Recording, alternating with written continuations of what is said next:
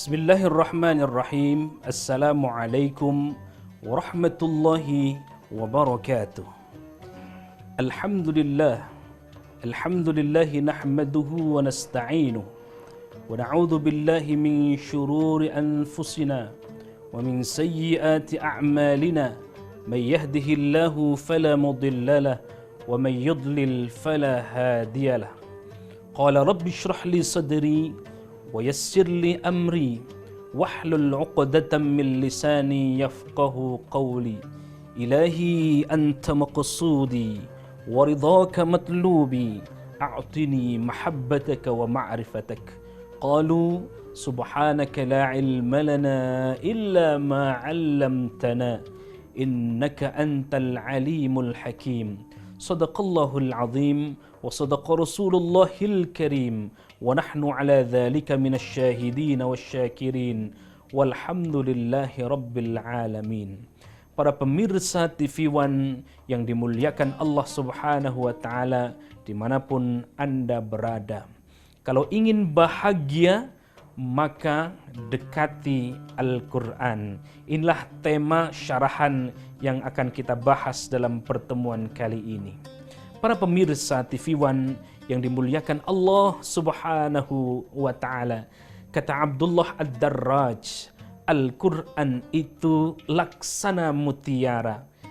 Dilihat dari sisi manapun Al-Quran, maka dia akan mengilaukan sinarnya. Dari sisi perspektif Al-Quran dari sosiologis, maka Al-Quran akan menyinari dari perspektif sosiologis. Dari sisi sejarah, Al-Quran berbicara tentang sejarah. Dari sisi arkeologi, Al-Quran menyinari dengan aspek arkeologi. Dari sisi sosial, kemasyarakatan, sains, kedokteran, dan lain sebagainya, maka Al-Quran itu akan memberikan sinar dan warna sesuai dengan apa yang kita dekati. Didekati dari atas, maka Al-Quran akan menyinari dari atas. Dilihat dari sisi, Al-Quran akan menyinari dari sisi-sisinya. Al-Quran didekati dari bawah, maka Al-Quran akan memantulkan sinar cahayanya. Masya Allah. Makkah Madinah, para pemirsa TV One yang dimuliakan Allah Subhanahu wa Ta'ala, Makkah Madinah dulu kering kerontang. Tidak ada orang yang mau tinggal di Makkah. Makkah ay Makkah, kemudian menjadi Makkah Al-Mukarramah, Makkah yang dimuliakan, Makkah yang penuh berkah, Makkah Al-Mubarakah, Makkah yang penuh diberkahi oleh Allah Subhanahu wa Ta'ala. Maka menjadi Haramain, dua kota suci. Kenapa? Karena Al-Quran turun di dalamnya. Dulu kering kerontang, Makkah kering kerontang, Madinah kering kerontang, tetapi karena Al-Quran turun di Makkah, karena Al-Quran turun di Madinah, lalu kemudian Makkah Madinah menjadi kota suci yang dimuliakan Allah Subhanahu wa Ta'ala. Ketika kita ingin dimuliakan Allah Subhanahu wa Ta'ala, maka muliakan Al-Quran. Maka kita semua para pemirsa TV One yang dimuliakan Allah Subhanahu wa Ta'ala, maka pasti kita akan dimuliakan oleh Allah Subhanahu wa Ta'ala. Kenapa? Karena kita memuliakan Al-Quranul Karim. Kalau kita ingin dianggap oleh Allah, oleh Rasulullah Sallallahu Alaihi Wasallam sebagai orang yang mulia, sebagai orang yang baik, menjadi pribadi yang mulia, maka pribadi mulia itu karena kita memuliakan Al-Quran. Kata Rasul, khairukum man ta'allama Al-Quran wa 'allamah. Sebaik-baik kalian adalah orang yang belajar Al-Quran dan yang mengajarkannya. Baik yang belajar Al-Quran, dia juga menjadi pribadi yang terbaik, maupun yang mengajarkannya, dia juga menjadi pribadi terbaik. Terbaiknya bukan sesama manusia, tetapi yang mengecap baik adalah Rasulullah sallallahu alaihi wasallam. Maka pribadi orang yang mengedepankan Al-Quran, dia bertutur katanya, berakhlakul karimahnya, bergaulnya seperti bergaul, berakhlak, beretika Al-Quranul Karim. Ketika kita semua menyandarkan kepada Al-Quran, perbuatannya sebagaimana Al-Quranul Karim, langkahnya sebagaimana langkah Al-Quranul Karim, detak jantungnya sebagaimana detak jantung seperti Al-Quranul Karim, semua perilakunya, semua perilaku seperti Al-Quranul Karim, maka dia akan mulia dan dimuliakan oleh Allah Subhanahu wa Ta'ala. Dan tidak ada manusia yang mulia di dunia ini kecuali ada terkumpul pada diri Rasulullah sallallahu alaihi wasallam, sampai-sampai Allah menyatakan pribadi Rasulullah itu sebagai uswah hasanah. Pribadi Rasulullah sallallahu alaihi wasallam itu adalah contoh suri tauladan yang terbaik. Kenapa Rasulullah menjadi manusia mulia di antara para nabi-nabi yang lainnya? Satu di antara rahasianya adalah karena Rasulullah sallallahu alaihi wasallam diberikan Al-Qur'anul Karim. Maka semua yang terkait dengan Al-Qur'an, baik itu orang yang belajar, orang yang mengajarkannya, lembaga Al-Quran, pengkaji Al-Quran, maka dia akan diberkahi oleh Allah Subhanahu wa Ta'ala. Maka dia menjadi generasi terbaik di mata Allah dan Rasulullah sallallahu alaihi wasallam. Kenapa? Karena dia memuliakan Al-Quran, maka karena dia memuliakan Al-Quran, maka dia juga akan dimuliakan oleh Allah Subhanahu wa Ta'ala. Karena Al-Quran itu adalah kalamullah, firman Allah. Jadi orang-orang yang berdekatan dengan Al-Quran, maka sesungguhnya dia sedang berdialog dengan Allah Subhanahu wa Ta'ala. Semakin dalam dia berdialog dengan Allah, ngobrol dengan Allah, curhat dengan Allah, karena seringnya dia membaca Al-Quran, mentadabburi Al-Quran, dan bahkan dia dekat sekali kesehariannya hanya Al-Quran, ngajar Al-Quran, yang dia pelajari adalah kajian-kajian Al-Quran, lembaga dia masuki adalah lembaga yang fokus kepada Al-Quran, riset-risetnya yang dia lakukan adalah riset-riset Al-Quran, gerak langkahnya semua Al-Quran, tutur katanya Al-Quran, pendengarannya Al-Quran, yang dia lihat yang terbanyak adalah Al-Quran, maka pantas dia diberikan keberkahan oleh Allah Subhanahu wa Ta'ala. Kalau sudah berkah dirinya, maka akan memberikan keberkahan kepada sekitarnya. Maka Ahlul Quran dianggap oleh Allah sebagai Ahlullah, keluarganya Allah.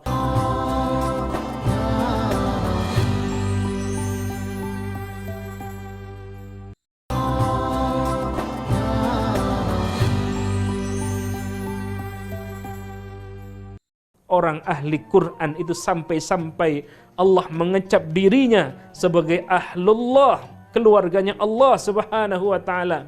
Kalau keluarga itu Masya Allah, saking menunjukkan kedekatan seorang Ahlul Quran dengan Allah Subhanahu wa Ta'ala. Ketika kita sudah dekat dengan Allah Subhanahu wa Ta'ala, semua yang kita lakukan sesuai dengan petunjuk Al-Quran, gerak langkahnya, gerak langkah Al-Quran. Apa yang kita cita-citakan juga bagaimana mengangkat Al-Quran, memuliakan Al-Quran, maka pasti semuanya akan dimuliakan oleh Allah Subhanahu wa Ta'ala. Kalau ada orang yang rumah tangganya berantakan, maka bisa dipastikan dia jauh dari Al-Quran. Kalau Indonesia ini berantakan, atau satu bangsa, satu negara itu berantakan, bisa jadi karena dia menjauh dari Al-Quran.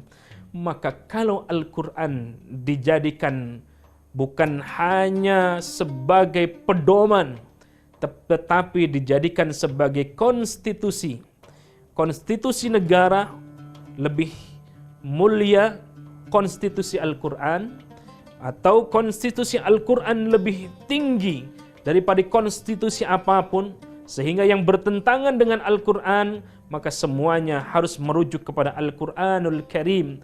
Ketika kita menemui satu kasus, yang kasus itu tidak terdapat dalam yang lainnya, dalam hadis, dalam ijma' ulama, dalam qiyas, maka kembalikan kepada Allah dan Rasulnya, yakni Al-Quran dan As-Sunnah.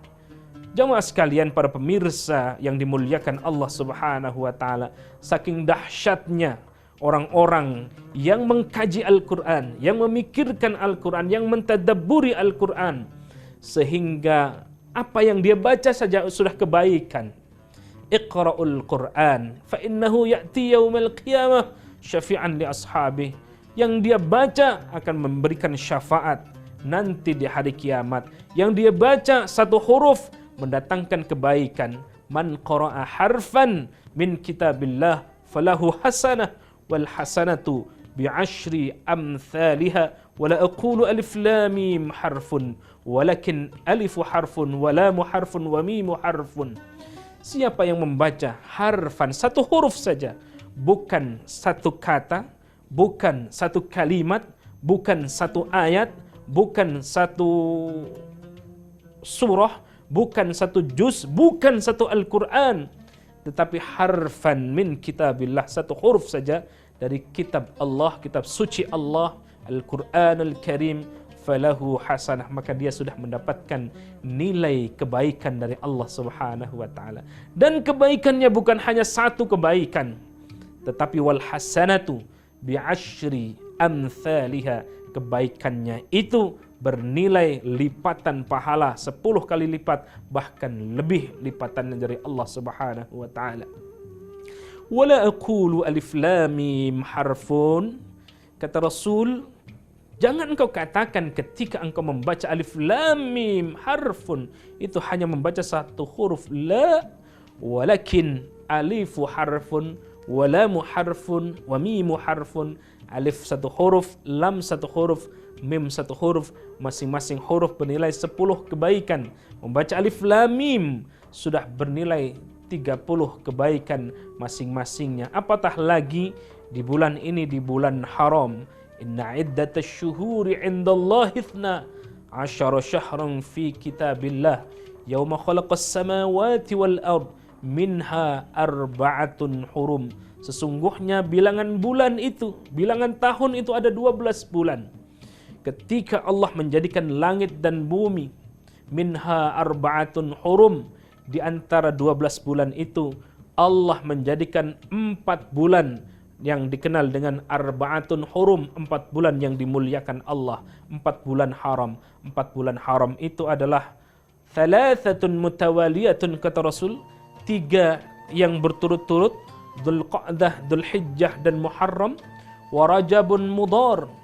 Rajab itu dicintai oleh kaum Mudhar, suku Mudhar, tradisi orang-orang Mudhar yang ada antara Dzulqa'dah dan Sya'ban. Di Jumadil Akhir dan Sya'ban itu di situ ada Rajab, kata Rasulullah sallallahu alaihi wasallam. Maka di bulan haram ini tidak ada yang kita lakukan kecuali kebaikan-kebaikan. Fala tadlimu, jangan engkau saling zalim kepada dirimu sendiri. Fala tadlimu anfusakum, ya, jangan saling zalim, saling menghina, saling merusak, saling mencederai, saling menghina dan seterusnya dan seterusnya. Karena bulan ini bulan haram, maka perbanyaklah amalan-amalan terbaik, amal-amal saleh. Dan amal-amal saleh itu adalah salah satunya yang terbaik adalah membaca Al-Quranul Karim. Karena pasti orang yang membaca Al-Quran, maka dia akan dimuliakan oleh Allah Subhanahu wa taala. Jangankan orang yang membaca, tempat turunnya Al-Quran saja dimuliakan oleh Allah Subhanahu wa taala. Apatah lagi orang yang membaca dan mentadabburi Al-Qur'anul Karim.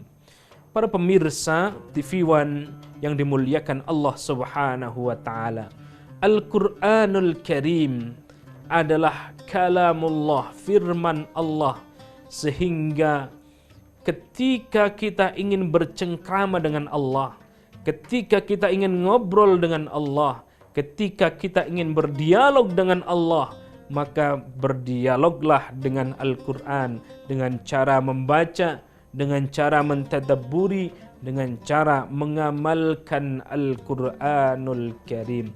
Ingin berkah dari sisi manapun, dari sisi bisnisnya, dari sisi studinya, dari sisi yang lain-lainnya, maka Al-Quran menjadi jawabannya. Para pemirsa TV One yang dimuliakan Allah Subhanahu wa taala, Al-Quran turun di bulan Ramadan, bulan baik.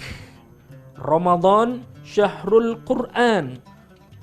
Ramadan adalah bulan di mana diturunkan Al-Quranul Karim. Betapa mulianya Al-Quran diturun di bulan yang mulia. Rajab ini tempat kita menanam biji kebaikan.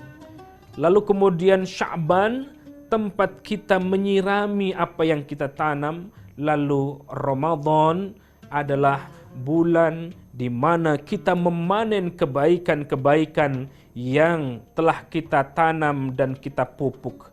Maka kalau ingin mendapatkan kebaikan, lipatan kebaikan, maka biji yang kita tanam, maka biji yang terbaik.